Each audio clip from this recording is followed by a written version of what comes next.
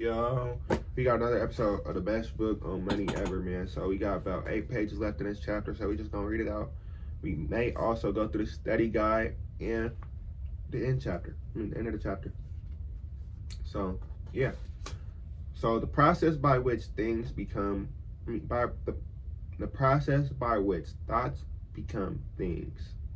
Number one, first their thoughts, then their feelings, and then their vision, and then they are the goals, and then their plans, and then their actions, and then they finally become results.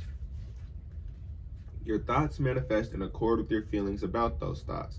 You then create a vision and reduce that vision to specific goals, then make plans to achieve those goals, take action in accord with your plans, and results appear. If any steps along this process is missed or not effective, it is reflected in the results obtained.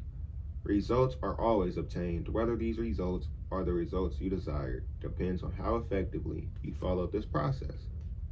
The 4 realizations of life. The key to a successful life is to realize that living is a learned habit, an acquired skill.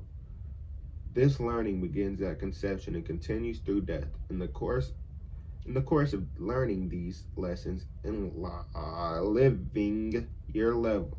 What the fuck are they talking about? Okay, my bad. They just said some.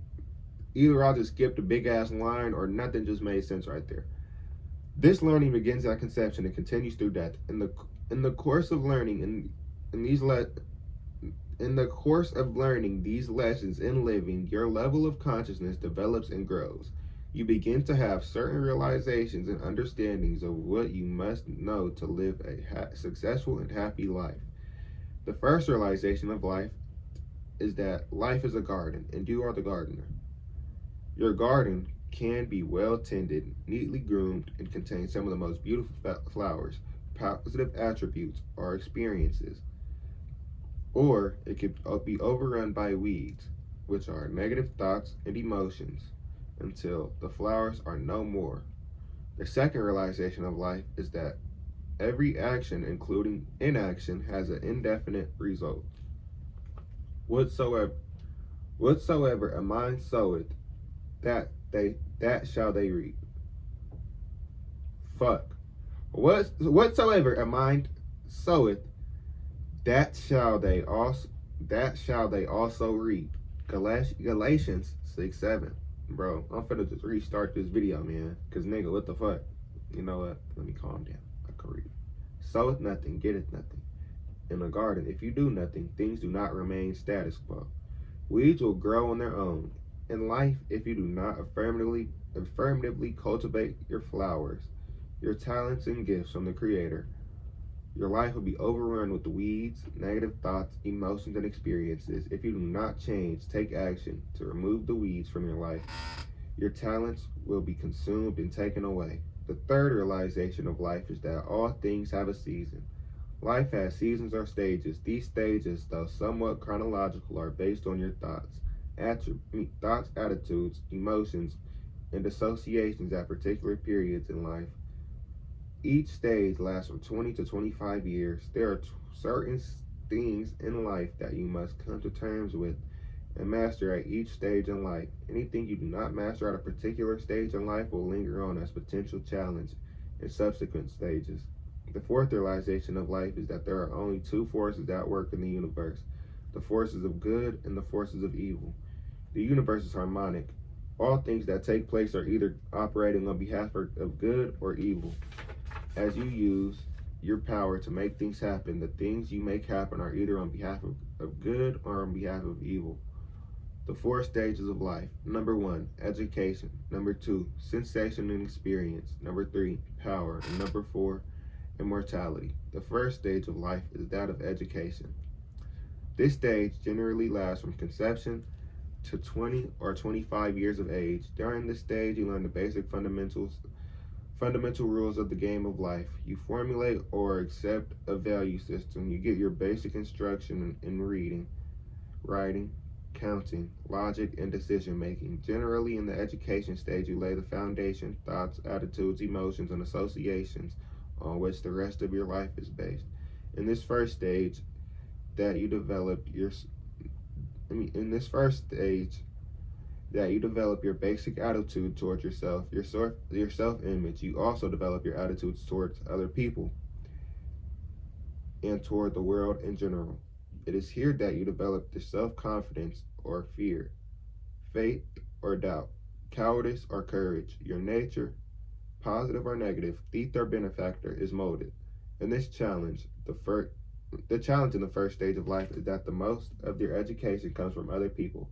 You as a child or a young adult had very little input in this matter. Thus, the thoughts, attitudes, emotions, and experiences, positive or negative, of your parents, teachers, ministers, or any other authority or admiration figure tend to be perpetuated into the child and young adult. In this foundation stage, if this foundation stage is not laid down solidly, then very often at some point later in life that will crack and the foundation will manifest. That crack in the foundation will manifest. It will show up like a thief in the night and snatch away your peace of mind, your good health, your glory, and your possessions. When this foundation is built on truth, honesty, love, faith, discipline, confidence, compassion, and all of the positive aspects and attributes, then nothing is impossible. The young adult who has properly completed this stage of education is now properly prepared for the next three stages in the rest of their lives. Number 1, practice. Number 2, master. Number 1, learn. Number 2, practice. Number 3, master. Driven. So, the second stage of life is the stage of emotion, sensation, and experiences. Chronologically, the second stage ranges from 20 to 25 to 40 to 50 years of age. This is where you begin to experiment and find out things for yourself. It is in this second stage that you truly begin to experience the living process. You generally strike out on your own and face the challenges of an adult reality. Here you experience love, sex, alcohol, drugs, competition, insecurity, success and failure, frustration, and all the other sensations which make life exciting, intense, and challenging. It is in this second stage that many people get stuck for a major portion of their lives, as the stark realities of life confront them at every turn. They can get hooked on a feeling, a sensation, a person, a drug, or another addiction. They use their addiction as a means to escape or cope with their life situation. It is in this second stage that when your habits tend to make you or break you. Here you must develop and master the art of self-discipline.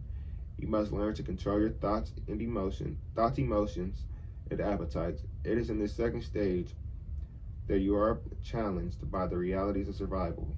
What does it take to keep a roof over your head and food on the table for you and your family and still have time, energy, and resources for continual personal growth and development? Some people get stuck on the treadmill from day-to-day survival when appetites and crises constantly confront them from the cradle to the grave.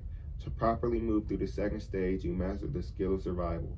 Mastering the skill of survival requires that you develop and implement a financial program in which your income exceeds your expenses. All of your financial dealings should be in accord with the realistic pre-established budget. You must develop discipline in overcoming the urge to immediate consumption or gratification. Systematically set aside a portion of your income for wealth building. Take advantage of the benefits of investing in compound interest to establish a body of wealth for your personal peace of mind and enjoyment. Use a portion of your wealth to help fund and provide a capital for your children and their future. Invest in worthwhile projects. Men have a tendency to get stuck on feelings generated by sex, alcohol, power, and physical conquest. Women get stuck in the search for love and attention. The essence of the second stage of life is the search for a particular feeling.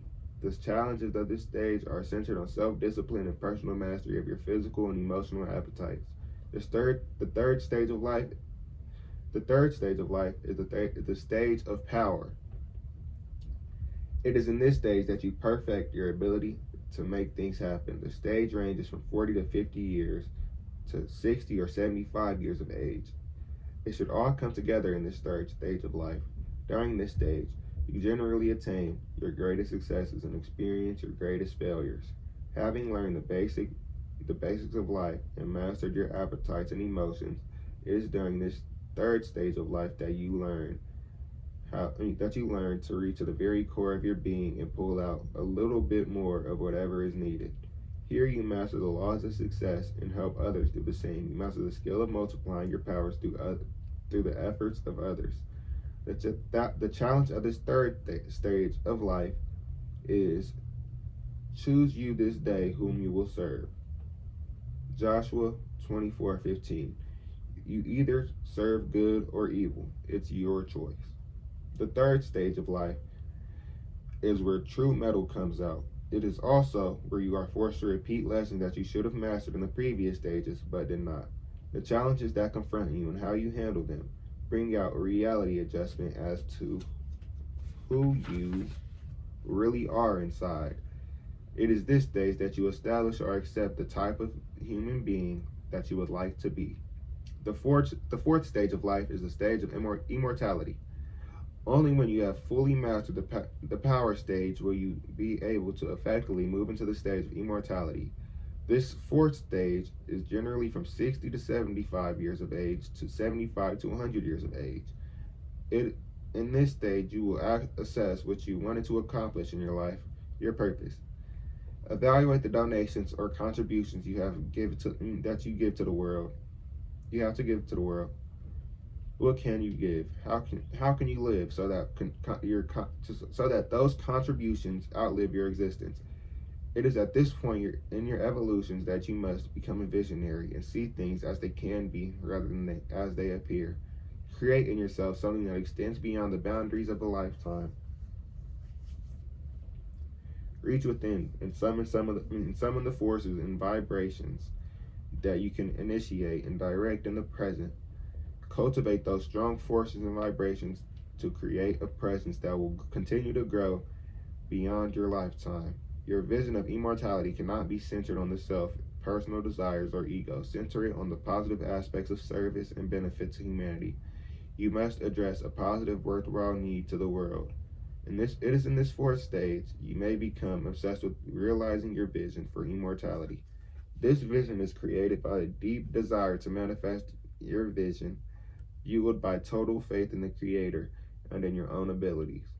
The dynamic of obsession stimulates your mental, physical, spiritual, and psychic powers to an ultimate level. Consequently, you become magnetic, attracting people and resources needed to realize your vision. You will become invincible. You will not be stopped or defeated, no matter what obstacles appear in your wake. The time periods given for each stage are average for most people. However, there are certain people at the time periods may not accurately apply. Many truly great figures in history had relatively short lifespans. A close inspection of their lives reveals that they probably experienced the four stages but at a greatly accelerated pace. Joan of Arc achieved immortality by the time she was burned at the stake when she was 19 years old. Alexander the Great, by age 32, achieved immortality by conquering most of the then known world. Martin Luther King touched the conscience of humanity and achieved immortality before he was 40 years old. There are four types of people in the world. Number 1, the players. Number 2, the watchers. Number 3, the wanderers. Number 4, the wanderers with the A. Number 3 was with the O. In life, if life were a game of baseball, the players would be the people or teams on the field. They are the ones who have sacrificed and practiced until they are the best that they can be. They generally do what they love and love what they do. They reap the rewards of their benefits. The players use their powers to make things happen. They reach within to that well of power that they have developed to get the desired results. The players take the risk and get the rewards. Need a grand slam? Got a grand slam. The watchers. The watchers are the spectators sitting in the stands watching others play the game of others play the game of life, watching somebody else get the money, the recognition, and the girl. Everyone who is not on the playing field is a spectator. True watchers are the people who never really try hard at anything, may dream of being a player, but at the first signs of difficulty, a challenge, or disappointment, they discard their dreams and scurry off the playing field of life, silently vowing to never try that again. These wannabe players take their seat in the stands and with carefully crafted excuses and explanations for not being in the game. Watchers are generally people who had a dream but let it be compromised. Watchers often say, I should have done this or I could have done that, but I've had a good life. The wanderers are the people in the parking lot outside of the stadium where the game of life is being played. They hear the sounds of the players and the spectators, but they are not part of the game. They know that something is going on, but they must wonder what is going on secondhand. They live their lives responding to outside stimuli and developing other people's programs. They often see the world in terms of would have, could have, or should have. The wanderers are the people who are lost on the dirt road to the freeway, to the parking lot outside the game of life. They have no idea what is going on and no plans to find out. The wanderers are like the thistles in the wind. They blow from pillar to post without plans, goals, or roots. Ruled by their addictions and their appetites, they live for the moment and nothing more. So that's it for this chapter. We got to read chapter summary now, though, so do not click off yet. So, chapter summary. The chapter summaries are very good in this book. I'm not going to lie. I had to say that before we get into it. The chapter summaries in this book basically go over everything, and they give you, like, some questions to answer. So, I'm finna ask you all the questions. So, first, let me read the summary. Chapter summary. As you undertake the path of personal mastery, you must develop and perfect your study skills. The SQ3R study method is an effective tool to improve your learning and retention skills. If y'all haven't watched the first part where I talked about the SQ3R, y'all go tap into that and watch that first part. Y'all can also go buy the book. To improve your learning and retention skills. Understanding the concepts and terminology of success prepares you for your success journey. Applying the 9 rules of becoming a success greatly enhances your prospects for desired results. The concepts of the conscious, subconscious, and superconscious mind are key elements of the personal growth process. So the conscious mind is your thinking mind, the subconscious mind is your body mind, the superconscious mind is the God mind that we are all connected to. And they said they are all key elements of your personal growth process. The fundamental principles of the universe, order and principles of the universe, order and harmony, are expressed in the 7 basic harmonic relationships. The process by which thoughts becomes things, results, shows how to obtain desired results in your life. Successful living is a learned skill. Life is a garden, and you are the gardener. Every action has consequences. Life has 4 seasons or stages, and each stage has a time period and is categorized by thoughts, attitudes, emotions, and associations. There are certain lessons that must be mastered in each stage. Anything that is not mastered is a potential challenge in subsequent stages. There are 4 basic personality types that most people in the world fall into. Since you may become whatever you want to be, the choice is up to you. Study guide. Question 1. In the SQ3R method, what does the S stand for? The Q, R number 1, R number 2, R number 3. Number 2. Which of the 9 rules for becoming a success do you need to work on first? Number 3. What will you do to improve in that area for the question above? And then number 4. Of the 7 steps by which thoughts become things, on which ones should you concentrate? So, question number 5, brother. In which stage of life are you in right now, and why?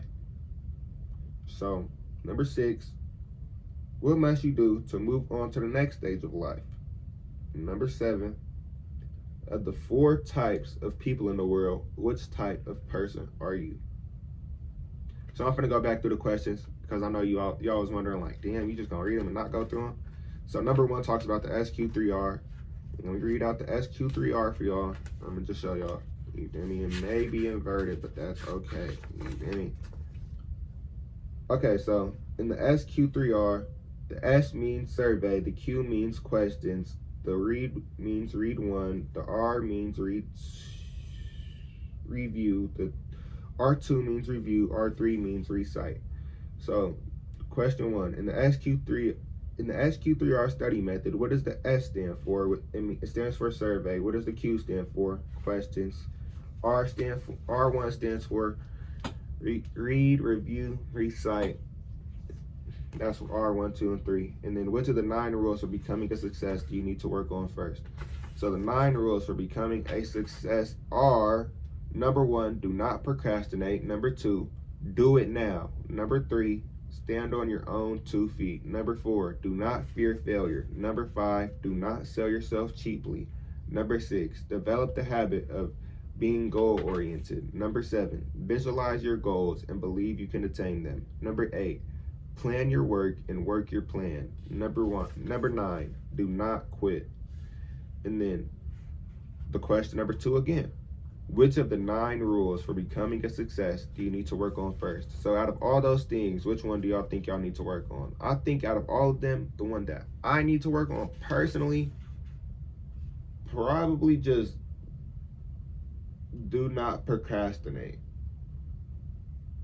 Either do not procrastinate or do it now. Actually, it's just do not procrastinate.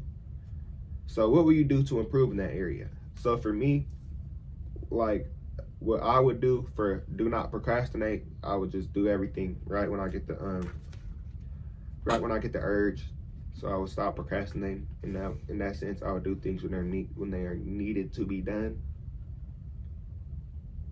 Okay, of the 7 steps by which thoughts become things, on which will you concentrate? So the way thoughts become things is number 1, through feelings and then vision.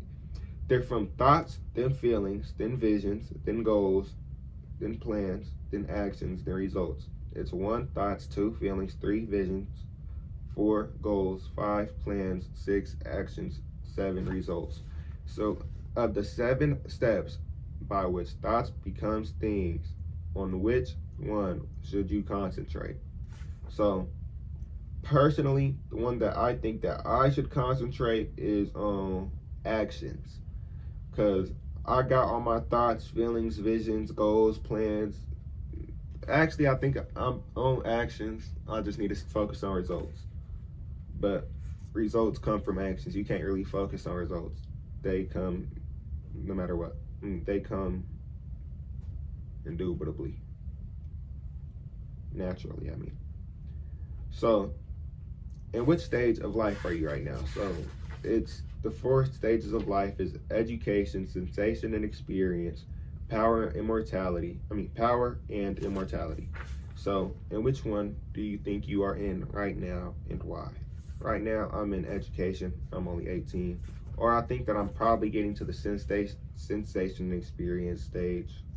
Probably going to switch into power real soon. Probably by like 20. A genius. Nah, probably by 19. Let's be honest. I'm 18. Turned 18 last week. And I'm already a fucking genius. I'm a genius. At which stage of life are you right now? What must you do to move on to the next stage? I think for me to move on to the next stage, I just need to master everything that I'm doing right now. And then,